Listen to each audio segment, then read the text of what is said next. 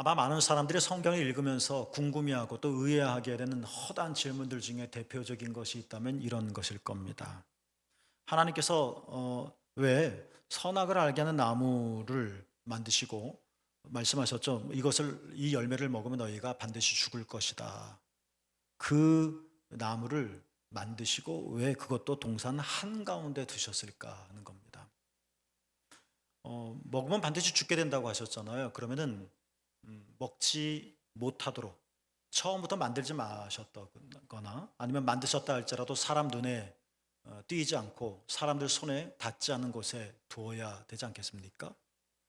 먹으면 죽으니까요. 그런데 그냥 두신 것도 아니고 성경 표현대로 동산 한가운데 두셨다. 제일 잘 보이는 곳입니다. 내 삶이 막 움직이는 과정 속에 언제나 거쳐갈 수밖에 없는 동산 한가운데, 이거 죽으라는 것과 똑같지 않습니까? 참 이해하기 어렵습니다. 칼 위험하죠. 칼은 위험하단다 얘야 이렇게 말만 할 것이 아니라 칼을 아이의 손에 닿지 않은 곳에 두어야 되겠죠. 높은 선반 위에 말입니다. 아니면 애초에 위험을 없애버려야 되겠죠. 위험하니까. 그게 부모님의 사랑이지 않을까요? 똑같죠. 하나님께서 정말 우리를 사랑하신다면 만들지 말아야죠. 죽을 걸 왜 만듭니까? 안 먹을 수도 있지만 먹을 수도 있다는 이야기인데 혹시나 먹으면 죽으니까 안 되죠. 이 말씀을 도대체 하나님의 의도가 뭔지 이 성경의 언어를 풀어 헤치기가 참 쉽지가 않습니다. 그런데 이것은 성경을 창조할 때 성경의 창세기, 그러니까 태초에 천지를 창조하셨을 때의 이야기만이 아니라 어떻게 보면 성경 전체에 관통하고 있는 하나의 줄거리이기도 합니다. 그 중에 하나 예를 들어 볼 텐데요. 뭐 이런 비슷한 패턴이 엘리야가 바알 선지자들과 갈멜산에서 싸울 때 그 정상에 서서 이스라엘 백성들에게 했던 말씀, 그리고 여호수아 23장 24장, 그것은 여호수아를 중심으로 이스라엘 백성들이 가나안 땅을 다 점령하고 나서 여호수아가 이스라엘 모든 지파들을 불러놓고 했던 중요한 설교인데요. 그 설교 속에서도 똑같은 패턴의 말씀이 나와요. 모세에게 하나님께서 이렇게 이스라엘 백성에게 일러라 하고 알려주신 말씀이 신명기 30장 19절에 보면 이런 말씀이 나옵니다. 내가 하나님이죠. 내가 생명과 사망과 복과 저주를 네 앞에 두었은즉 너와 내 자손이 살기 위하여 생명을 택하고 라는 말씀입니다. 어떨 보기에는 아무 문제 없는 것 같아 보여. 우리로 살라고 하시는구나. 우리 잘 되게 하시라는 말씀에 우리를 격려하시는 말씀이구나 라고 쉽게 받아들일 수도 있습니다. 근데 여기서도 똑같습니다. 곰곰이 생각해 보면 이해할 수 없는 부분들이 좀 있어요. 하나님은 왜 생명과 함께 사망을 두셨을까? 내가 생명과 사망, 복과 저주를 내 앞에 두었다. 왜 복과 함께 저주를 두셨을까? 두실 거라면 사망과 저주 없는 생명과 복만을 두셔야 되지 않을까요? 그래야 그것을 취하실 수 있을 테니까 말입니다. 또 연이어지는 말씀에 너와 내 자손이 살기 위하여 생명을 택하라 겁니다. 그러니까 마시는 음료수와 독이 담긴 병을 나란히 두시면서 너희가 정말 살기를 원한다면 생명을 택해라. 근데 이게 간단한 아이들의 게임의 문제가 아니라 진짜 죽고 사는 문제라면 아차 실수로 독을 든 병을 취할 수도 있는 거잖아요. 그럼 죽잖아요. 그러면 안 되잖아요. 그러니까 처음부터 하나님께서 저주 없는 생명, 복, 사망 없는 생명 그것만 뚝 두시면서 택해라, 취해라 라고 말씀하시는 것이 사랑이지 않을까요?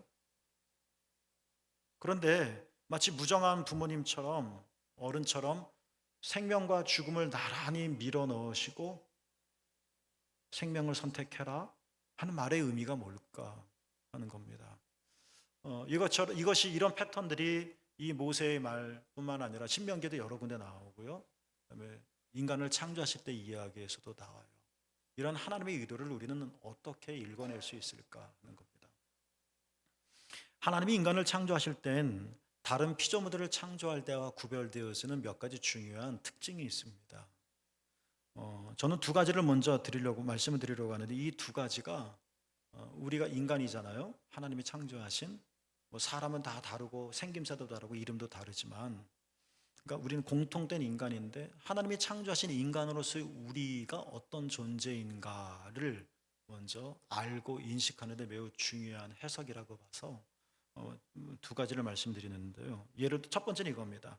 하나님께서 빛을 만드실 때 첫 번째 날 빛을 만드셨죠. 어떻게 하셨나요? 빛이 있으라 하셨죠. 그랬더니 빛이 생겼습니다. 동일한 패턴입니다. 둘째 날에도 다른 창조 때에도 하나님께서는 이렇게 소위 그렇게 되어라 라고 말씀하셨습니다. 그랬더니 그렇게 되었습니다. 빛이 있어라, 이거는 뭐예요? 명령입니다. 그런데 여섯째 날 인간을 창조하실 때는 좀 다르게 하셨어요. 오늘 본문 말씀인데요, 중간에 보면 이런 말씀이 있습니다. 우리가 사람을 만들자. 우리가 하나님입니다. 우리가 사람을 여러분 한번 비교해 보세요.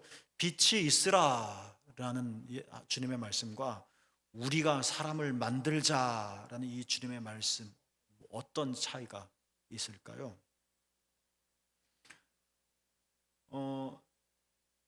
다른 인간을 제외한 다른 피조물을 만드실 땐 빛이 있으라, 땅이 생겨라, 뭐 땅 위에 생물이 생겨라 다 명령하셨습니다. 그런데 우리가 사람을 만들자, 이거는 명령이 아닙니다. 좀 약간 어려운 의미인데요, 어려운 단어인데요, 이것을 신학자들이 뭐라고 말했냐면 이렇게 말했습니다. 다른 피조물은 명령, 그러니까 필요에 의한 창조입니다. 그러니까 빛이 필요하니까 세상을 창조할 때 빛이 있어야 하니까 빛을 만드셨습니다. 하늘을 나는 동물이 필요하니까 그 동물들을 만드셨습니다. 명령으로 만드셨습니다. 그렇지만 인간을 만들 때 우리가 만들자, 이거를 신학자들이 이런 단어로 표현합니다. 하나님 의지에 의한 창조이다라는 겁니다. 하나님이 인간을 창조하실 수도 있고 창조하지 않으실 수도 있습니다. 명령에는 그런 거 없습니다. 우리가 만들자, 서로 의논하는 거잖아요.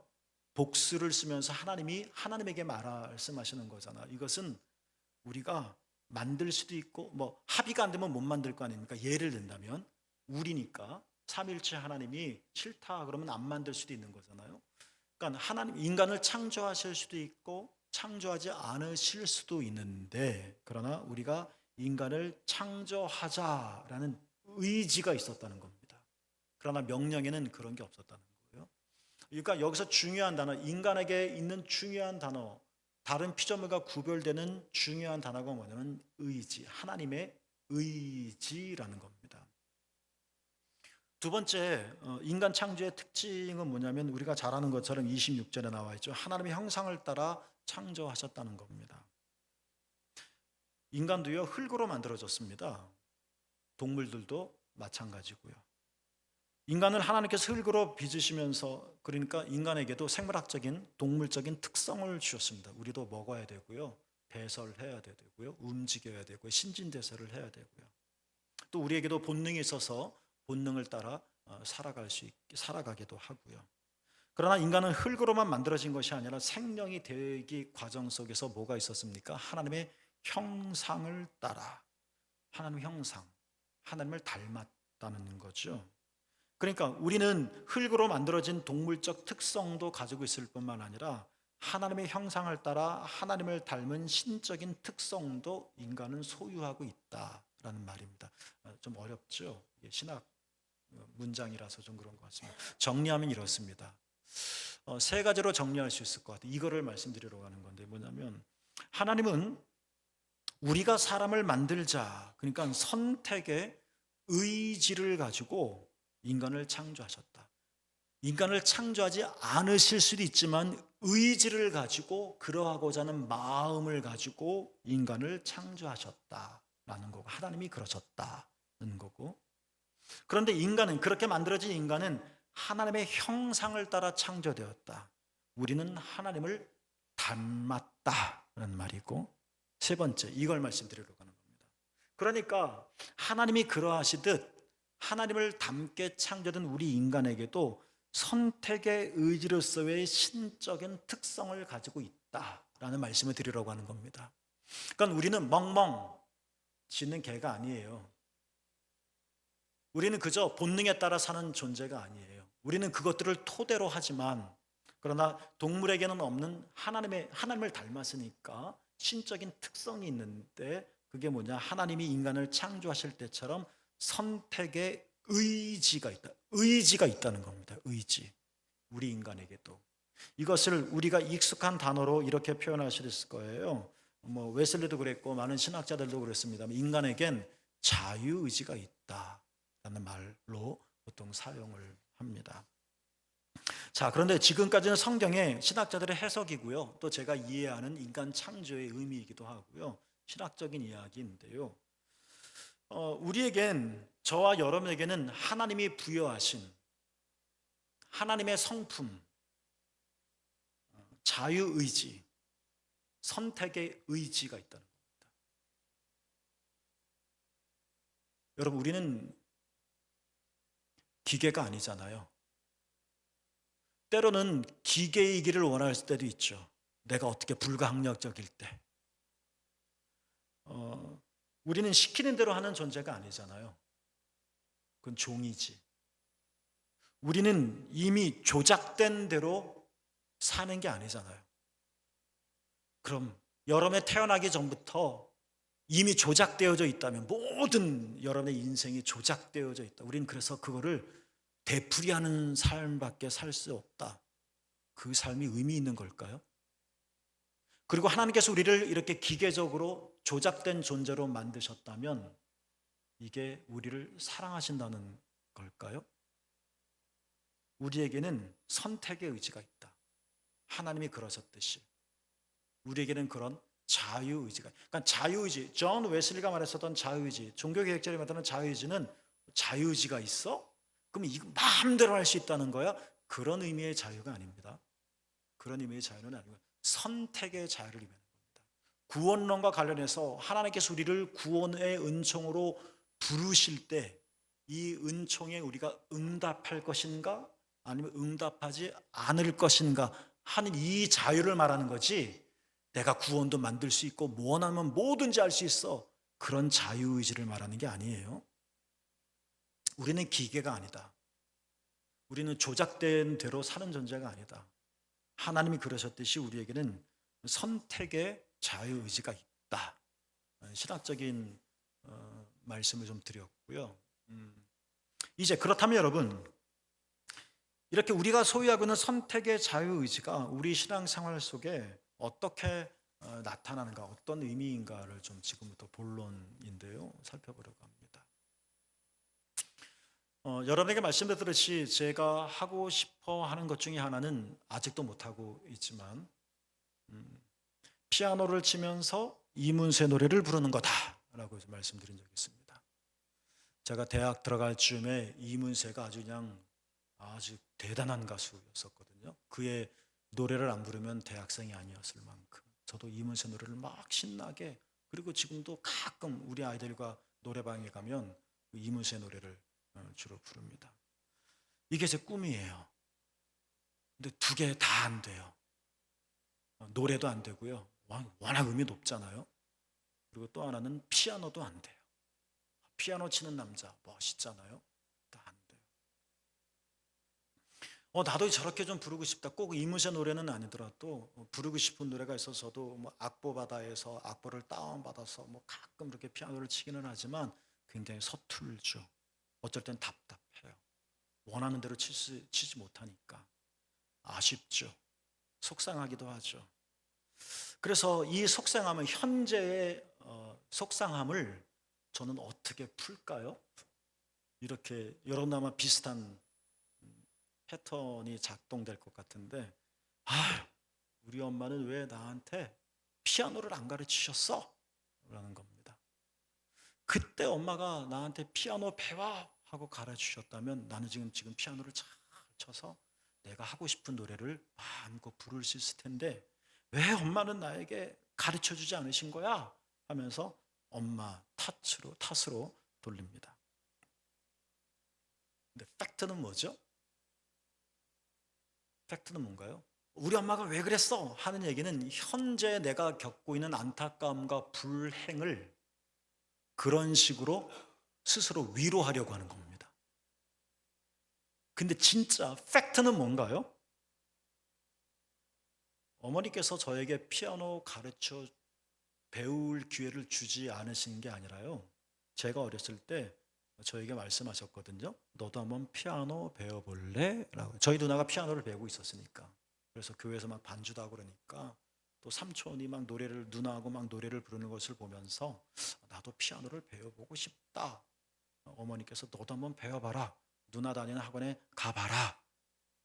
그때 진짜 제가 다녔으면 제 인생이 달라졌을 텐데. 이게 팩트예요. 어머니께서 저에게 피아노를 배울까 말까 저의 마음의 생각과 전혀 상관없이 안 돼! 하고 딱 단절시켜 버리는 게 아니라 배워볼래? 한번 해봐 하고 말씀하셨어요. 근데 제가 싫다고 했어요. 왜요? 피아노 배우는 걸 싫어서가 아니라 피아노 배우는 것보다 더 좋은 게 있어서. 그게 뭐예요? 친구들과 노는 거예요. 학원에 가면 누나도 피아노 배우기 너무 힘들어 자주 들었거든요. 이 고통을 왜 이 즐거움을 대신하려고 할까? 어머니는 도와주시려고 하셨고 저에게 권유하셨고 때로는 한번 해봐 라고도 말씀하셨지만 제가 싫다고 하신 거예요. 자, 이건 그냥 제 얘기고요. 여러분의 이해를 돕기 위해서 우리 처음 질문으로 한번 돌아가 볼까요? 하나님은 왜 먹으면 반드시 죽을 선악을 알게 하는 나무의 열매를 동산 한가운데 두셨을까? 이 질문 말입니다.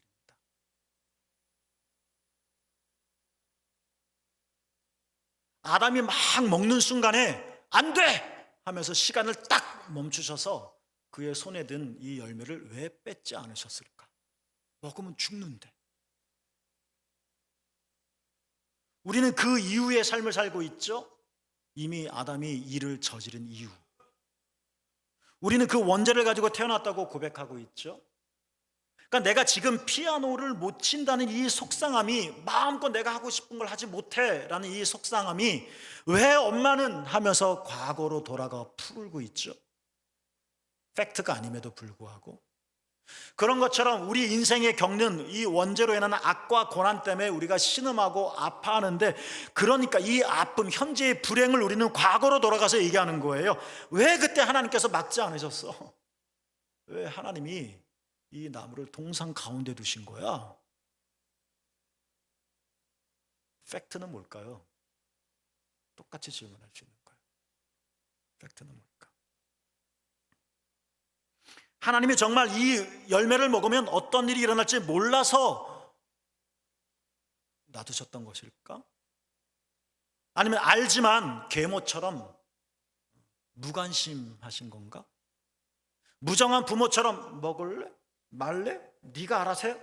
하고 딱 뒤돌아선 것일까? 팩트는 그런 게 아니잖아요. 하나님은 우리가 행복하기를 원하시죠. 하나님 여러분이 불행하게 살기를 조금도 원치 않으시죠. 그래서 하나님은 우리로 하여금 선을 선택하기를 원하시고 이 열매를 먹지 않기를 원하시고, 성경의 표현을 인용하자면 하나님 우리가 행복하게 살기를 원하시고, 그런데 우리가 잘못 판단해서 불행을 선택할 것 같을 때 여러 가지 수많은 사인과 경고를 통해서, 이것이 구약에는 예언자들이 되겠죠. 그리고 신약에는 사도들이 되겠죠. 아니야, 먹으면 안 돼. 아니야, 지금 피아노 배워야 될 시간이야. 이게 너에게 유익이야. 이런 수많은 사인과 경고를 통해서 우리가 선을 선택하고 하나님의 생명을 선택할 수 있도록 지금 우리를 도우시고 계십니다. 여러분 이거 아세요? 네가 배우든 말든 나랑 상관없어. 네가 먹든 말든 내 일 아니야. 가 아니라 하나님 우리에게 조작하고 프로그래밍을 시켜서 먹지 않을 수 있는 선택조차도 하지 못하게 하는 기계적으로 우리를 만들지 않으시고, 하나님이 그런 분도 아니시며 우리가 만들자. 그리고 그러한 하나님을 닮은 우리를 창조하셨기 때문에 우리도 뭔가를 선택할 수, 이게 참 사랑이고 이 자유가 우리를 참된 인간으로 만드는 기본이 되어지니까. 우리는 기계가 아니니까. 지금 너무 속상하고 괴로워. 하나님 왜 그랬어요? 나를 때려서라도 피아노 가르치시죠라고 서글프게 말할 수 있지는 하겠지만, 이걸 이해는 하겠지만 그러나 그게 팩트는 아니라는 거예요.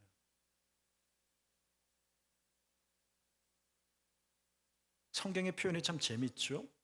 먹음직하고 보암직하고 지혜롭게 할 만큼 탐스럽다.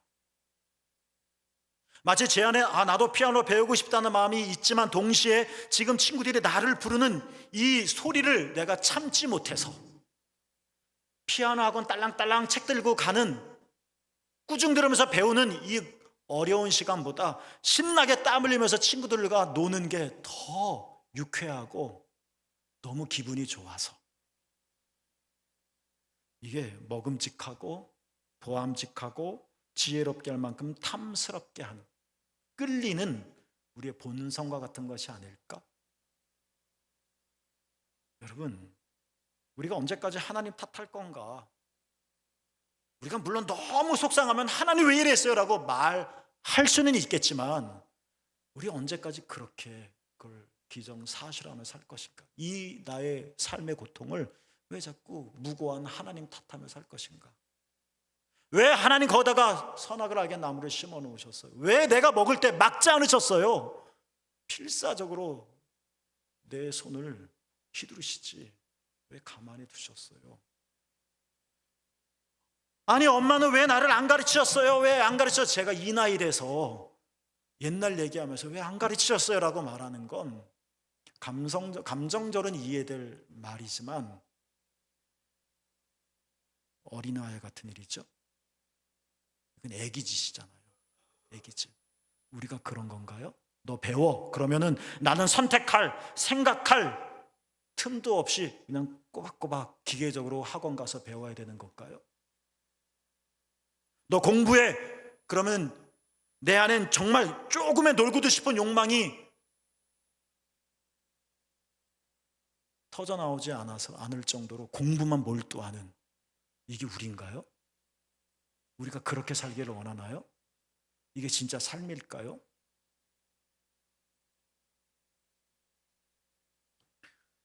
여러분, 물론 그렇다고 해서 우리 인류 안에 있는 또 여러분이 겪는 모든 악과 고난이 여러분이 이렇게 무지하고 불순종했기 때문이다, 잘못된 것을 선택했기 때문이다, 그 너의 탓이다 라는 것을 말씀드리는 것은 아니에요.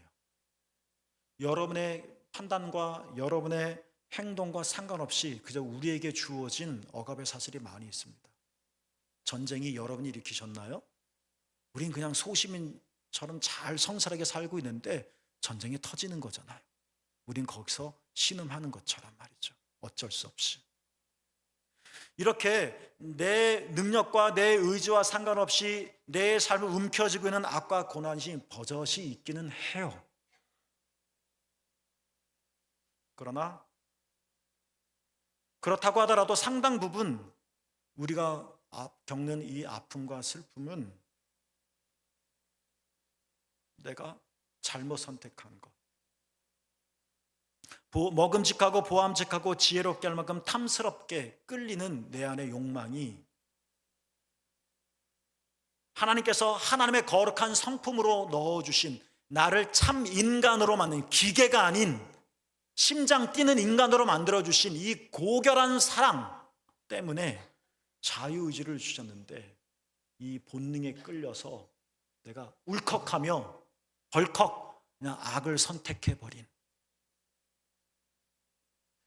여러분, 복과 저주 중에 저주가 없다면 복을 선택한다는 말은 말이 안 되죠. 생명과 사망이 있기 때문에 생명을 선택하라 하는 말이 가능해지는 거죠.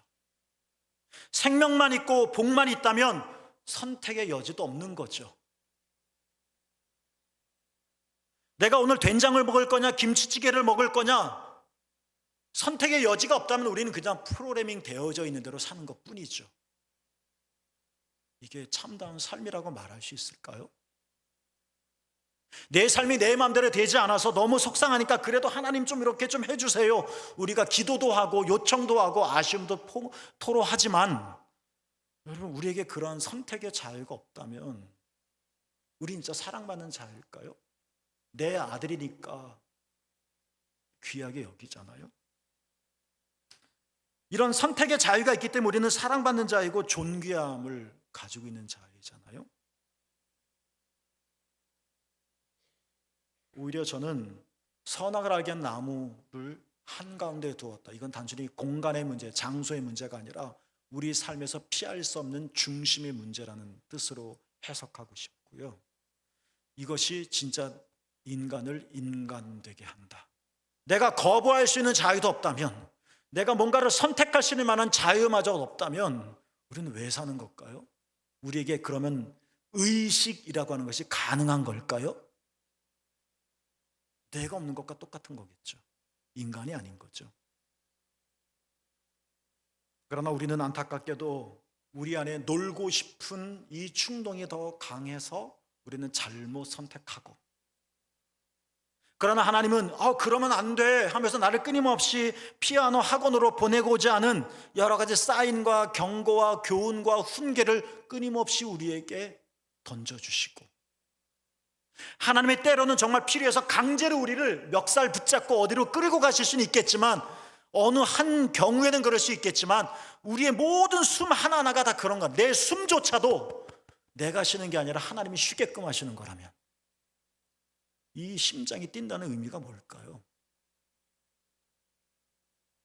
이런 하나님의 사랑의 창조로서의 우리에게 주어진 선택의 자유의지가 이 내적인 충동으로 인하여 나를 혼미케 하고 거룩한 의지를 연약하게 만들어서 순종하지 못하게 하고 아픈 삶을 살게 하는 거죠. 우리는 성경을 읽습니다. 바른 성경 읽기란 뭘까?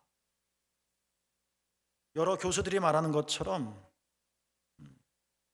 내가 성경을 읽는 것이 아니라 성경이 나를 읽는 것이다. 내가 성경을 읽죠. 내가 본문을 선택하죠. 내가 눈으로 보죠. 그리고 성경을 읽으면서 이런 내용이구나라고 내가 판단을 하죠.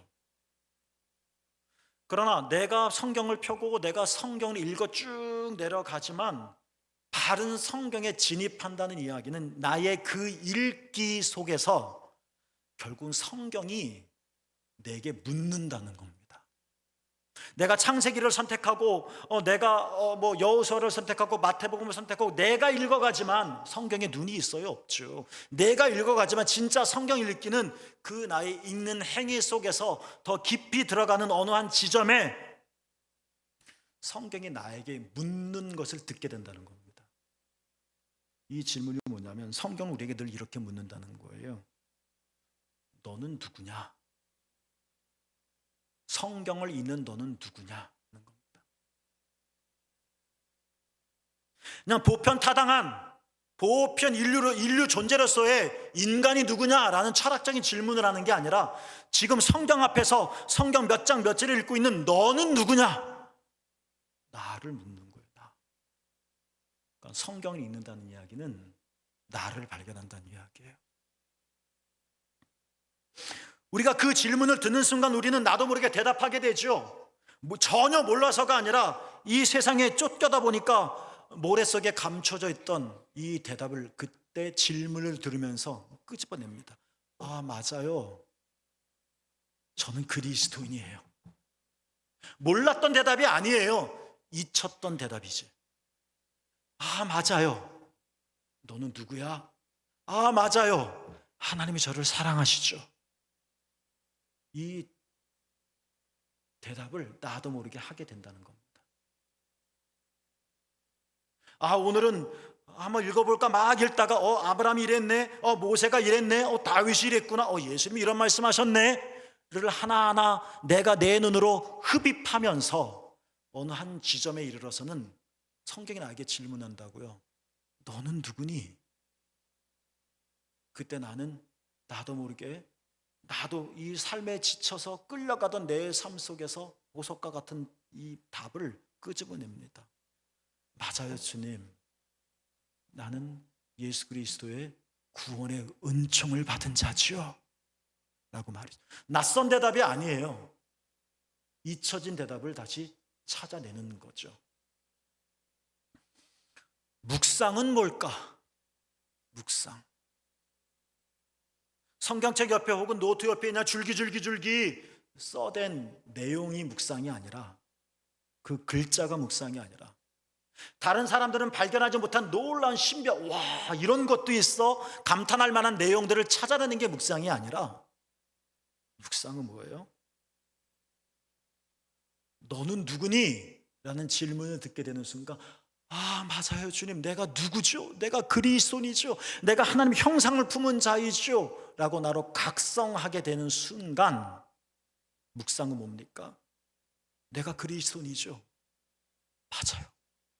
그리스도인답다는 것은 그렇다면 뭔가에 대해서 대답하는 것, 이게 묵상이라는 겁니다. 우리 앞에는 두 갈래 길이 늘 놓여 있습니다. 선악을 알게 한 나무의 열매를 먹을 수도 있고 먹지 않을 수도 있습니다. 우리는 순종할 수도 있고 순종하지 않을 수도 있습니다. 우리는 도덕적일 수도 있고 도덕적이지 않을 수도 있습니다. 어느 것을 선택하냐? 자유입니다. 그러나 주님께서 원하시는 것은 있습니다. 그러나 우리는 성경을 묵상하면서 또는 예배를 드리면서 여러 가지 경건 행위를 하면서 나에게 묻는 질문을 듣습니다. 우리는 예배를 드리면서 너는 누구니? 라는 주님의 질문을 듣습니다. 우리는 기도하면서 내가 누구냐고? 라는 하나님의 음성을 듣습니다. 그러면서 우리 안에 한곁에 머물러 있던 이 당연한 대답들을 우리는 끄집어냅니다. 맞아요 주님, 나는 그리스도인입니다. 나는 하나님의 창조된 자예요. 나는 하나님의 사랑을 받는 자이죠. 그리고 우리는 묵상합니다. 그러면 그리스도인답다는 것은 무엇일까? 하나님의 사랑을 받는 자라는 것은 답다는 것은 어떤 것일까? 이 양자의 두 길 선택 기로 속에서 나는 순종할 수도 있고 순종하지 않을 수도 있는데, 그리스도인답다는 것은 어떤 것을 선택하는 것인가?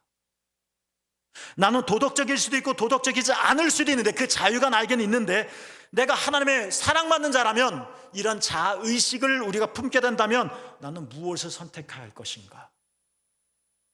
자명한 답이 나온다는 것입니다. 그리스도인답다는 것은 하나님의 형상으로 창조되어져 있기에 악이 아니라 선을 선택하고 어둠이 아니라 빛을 선택하며 나가는 자, 이게 그리스도인답다는 겁니다. 왜냐하면 하나님은 인간을 창조할 수도 있고 창조하지 않을 수도 있지만 하나님의 거룩한 의지를 가지고 인간을 창조하는 것으로 선택하셨듯이, 하나님의 형상을 닮아 하나님의 이 거룩한 신적인 성품을 가진 우리들도 이렇게 살 수도 있고 저렇게 살 수도 있지만 하나님의 거룩한 성품을 따라 생명을 선택하며 나가는 것, 이게 그리스도인답다는 것이고, 여러분 이게 하나님의 사랑을 받은 자의 걸음이라는 것입니다. 그리스도는 그래야만 하고 그리스도는 그럴 수 있습니다. 우리가 정말 그럴 수 있을까? 다음 주에 이 말씀을 드리려고 합니다. 우리는 그럴 수 있다는 겁니다. 성경이 그렇게 말하는 겁니다. 로마서 8장에서 바울이 말하는 것처럼 육신을 따라 살 수도 있고 영을 따라 살 수도 있습니다. 이 말은 네 맘대로 해가 아닙니다. 너가 뭘 선택하든 나와 상관없어 라는 사랑 없는 말이 아닙니다. 육신을 따라 살 수도 있단다, 영을 따라 살 수도 있단다. 이 말의 의미는 뭡니까? 나는 내가 영을 따라 살기를 원한다 하는 의미인 것이고, 동시에 이 말의 의미는 내가 충분히 영을 따라 살아갈 수 있다는 사실을 우리에게 알려주는 것이기도 합니다. 어떻습니까? 여러분은 누구십니까? 여러분은 그리스도인이시죠. 예수 그리스도 돌아가신 십자가 은총으로 거듭난 하나님의 사람입니다. 우리에게 늘 두 가지 길이 놓여 있습니다. 마음대로 50대 50대 너 마음대로 선택해가 아니라 우리가 걸어가야 할 길이 있다는 겁니다. 선택의 의지입니다. 하나님은 우리에게 은혜를 부어주십니다. 그리고 성령의 능력을 더딥혀 주셔서 이럴 수도 있고 저럴 수도 있지만 하나님이 원하시는 선과 생명을 선택할 수 있도록 우리를 이끌어 주신다는 것입니다. 그 길을 걸어가는 자, 그 숨을 살아가는 자, 그들이 바로 그리스도인다운 겁니다. 심을게 여러분 모두 다 그리스도인답게 살아가시기를 주님의 이름으로 축복합니다. 기도하겠습니다. 하나님,